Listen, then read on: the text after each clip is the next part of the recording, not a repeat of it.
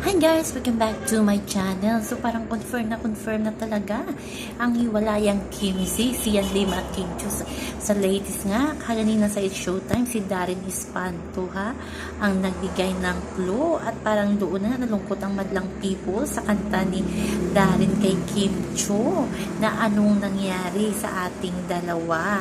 At ito na nga, nag-no comment lang si Kim Chiu at pinigilan si Darren at iniba na lang ni Ami Perez yung topic nila, pero makikita natin na parang wala na talaga ang Kim si dahil syempre si Darren best friend din yan ni Kim Chiu.